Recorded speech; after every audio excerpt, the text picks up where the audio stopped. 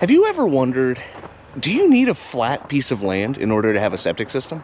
Today we're going to talk about that, and let me tell you, you can get away with a pretty aggressive slope. So as we look at this particular house, we can see we got a bunch of snow. Underneath of this snow is a good old driveway, but it's a pretty aggressive slope. I don't know if the camera's really translating it all that well, but you can see that's pretty far up. Pretty good sledding hill, but unfortunately this one goes right to a road, so you sled, you might get hit. I get a bunch of people who always, for whatever reason, seem to think that you have to have a nice flat piece of land in order to have a septic system installed. And that's just not really the case. You can get away with putting a septic system on quite a bit of different types of geology and topography. This particular one's going to be uphill, but it's more to the side of the house, and it has to pump up the way. This is going to be the system in action. So we have the front of the tank is that white pipe. This is the middle of the tank, manhole riser. So we call that the clean out. Call this the riser. Over right there by that window should be another clean out for the sewer line. You want to have multiple clean outs just in case something gets stuck. So this will be the tank.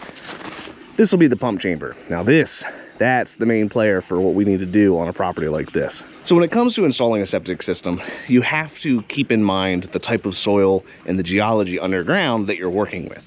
So that's why they do what's called a perk test. And the perk test, all that is just to figure out what type of soil you're working with and how fast does the water dissipate into that soil. So you can come up with your numbers for how many drain fields you need, or can you even have drain fields.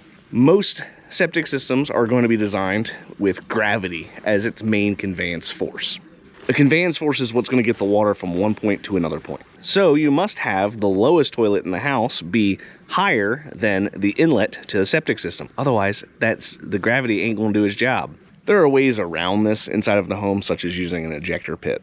An ejector pit basically looks like a sump pump, but it's meant to deal with sewage, not the groundwater. When we look in this house, we can see a beautiful bathroom, but unfortunately, it's lower than the septic. That's where this little guy comes into play. This is going to be our ejector pit. Looks like a sump pump, is not a sump pump. We're going to have our vent here and our discharge over here. This little guy is an actual sump pump. It's going to have one line coming out. Typically, it's not sealed, and you'll usually see the condensate for your furnace coming over to it. The ejector pit will take that nasty water from that basement toilet and it will shoot it up over into your main sewer stack so we can exit the house and work its way to the septic system. Pumps are great at getting the wastewater up to where it's got to go. So if it's good enough for an interior toilet, guess what? It's also good enough for your sewer system in total. So how they deal with a aggressive slope or a system that needs to get the wastewater uphill to the drain fields is a pump chamber. This guy right here is a pump chamber. So what'll happen is the water will flow from the tank after all the solids have fallen out of suspension. The water will flow over here to the pump chamber, which is a large concrete tank. Basically, it's a septic tank, but they plug the outlet line. The reason they plug the outlet line is because the tank has to be watertight. So that way the water doesn't just go out to where it ought not to be going out. Let's just say you have a creek nearby.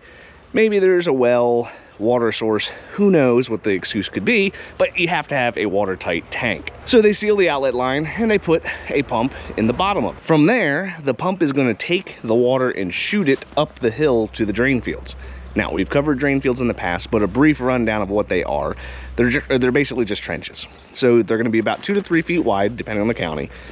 3 to 4 foot deep, sometimes 10 foot depending on the soil and where you're at, and they'll be anywhere from 40 foot to 100 foot in length. They're going to backfill it with stone, specifically number 2 limestone, so like, I don't know, about yay big, a perforated pipe and some rosin paper, and then some backfill. Drain fields are the most common type of absorption system you're going to see. So if you have a large hill like this one, if the drain fields have to go up the hill because maybe there's a creek down the way, or maybe somebody's well water's down the way, you have to be separated away from the well water.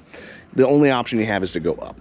And gravity doesn't like to go up unless you go really deep. The deeper you go, the more expensive your project's going to end up costing. Typically in our state, we're going to have regulations on how deep your system can be. And during the design process of the system, the county will come back and say, hey, Mr. Contractor guy, you can only have, let's just say, 36 inches of cover on top of this trench. They'll tell you what your maximum allowances are, and you better stay within those maximum allowances. The other thing to keep in mind is the further down you get, the larger pieces of equipment you need, plus shoring that you need. Not everybody is equipped to do that. Let's just say you have a tank that's 12 foot below the surface. Well, if the tank is 12 foot below the surface, guess what? The pipes are going to be even deeper than that. The problem with this is now you need a bigger piece of equipment, meaning the contractor has to spend more money on either the rental or the purchase of that piece of equipment. And who's going to pay for that? That's right, you're gonna pay for that. Typically, when you have a septic system that's being pumped uphill, you're gonna have something called an alarm. And the high water alarm is there to let you know, hey, the pump's not working or something's gone catastrophically wrong, stop running water. The reason why you wanna stop running water is because that pump's not working, meaning the sewage has only got one way to go, and that's usually right back to your house. Water will always follow the path of least resistance, so if it's easier for the wastewater to come up out of the riser and spill down the hill, that's what it's going to do. It all depends on where is that sewer clean out in the house at versus out here, what's higher, and hopefully they have a good seal on the lid. Typically, I see septic systems back up to the tank, and it usually is pretty extreme circumstances before it actually gets to the house. It does happen, and it can happen. I'm sure you've seen and heard stories on the internet about, my septic system backed up, and now my basement's flooded with poo water. That does happen, and it sucks when it happens, but that's why they put an alarm inside of here.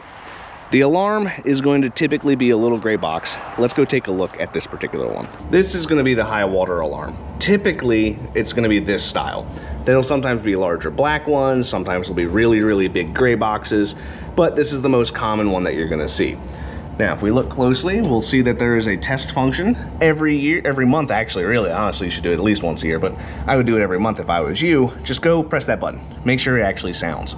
And on the right, we have our silence and horn function. The horn is to make sure that it's active, and when you have a problem, you move it to the silence function. That way, it doesn't keep blaring in your house, driving you absolutely insane. Now, if for whatever reason that doesn't work, little trick, you just come over here and unplug it. The reason you want to test that alarm periodically is because that's your one thing that's going to keep you from having major issues in your home. So you want to test it to make sure it actually works. Inside of the pit is going to be a float. Just like you'd see in a sump pump, when the water raises the float up, the pump will turn on, pump, pump, pump, pump, pump, pump, until the float is pushing down, to which point it'll turn off the pump.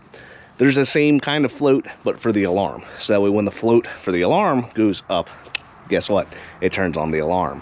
These alarms are not cheap, right? But the most common defect I find with them is the float itself. So if the alarm's going off, or even if the alarm's not going off, it's a few $100s to get that swapped out. That's why it's a good idea to make sure you have the floats on a separate float tree, so that way you can disconnect them yourself if you want, but it also makes it easier for the guy who's got to replace the floats to be able to get there, change them out, so that way he's not having to pull the pump or leave the existing one in the system. Proper design is everything when it comes to a septic system. So even though this particular house has a very aggressive slope, doesn't mean they can't have a septic system, and this one's working just fine. If you're looking to put in a septic system, you want to make sure you hire somebody who knows what they're doing and is licensed, and that they actually have it third-party evaluated by the county. That's why the permitting process exists. The county makes sure that the contractor's not doing something stupid to cause some problems in your house. If they're not pulling a permit, or if they're not having the county get involved as the third-party evaluation, you're gonna run into some problems. It all happens all the time. I see it on flipped houses where, hey, I know a guy, he can do the drain field, or hey, he can do the baffle, and that guy always ends up messing it up. The lifespan of this style of system is basically the same. There are a few more issues that can pop up because you have more moving parts. You have the pump, you have the floats, you have extra piping, you have extra lids, you have extra tank. So there's more things that can go wrong in your particular system. Typically, the most common problem I see is the floats, a few $100. Second most common is the pump itself, a few $1,000s. They're not very cheap, but when they go, you kind of need to get them fixed and spend the money on a good quality pump so it lasts for a while. Typically, I'll see absorption systems last 30 to 40 years. Sometimes more. Septic tanks, typically 60, 80-ish years. And then the pumps themselves, 10-ish, 15-ish. Usually, they're in that same ballpark. What'll make them last longer is if you're not putting a bunch of like solids through there, right? So if you got your tank not getting pumped out enough, or if you're putting feminine products, flushable wipes, tampons, condoms, cigarette butts, all those sorts of things, you can get into the pump and bind it up, causing it to fail prematurely or get stuck. With all of that said, it's very common to have a pump chamber, and it's very common to also have drain fields that are up higher than the house. Doesn't happen a lot, but it does happen. I would say it's probably 3 out of 10 houses that I go to will have a pump of some variety, whether it's for innovative absorption system or weird kind of hill structures. I am kind of in the mountains a lot. So typically when you're in the mountains, that means you're going to have not flat surfaces. So you obviously have to get a little bit more creative in how you install the system, and you got to do what you got to do so that we can actually build that house. If you found this enjoyable, you know what to do. I have videos posted every day on the World of All in Septic, and I look forward to talking to you all tomorrow.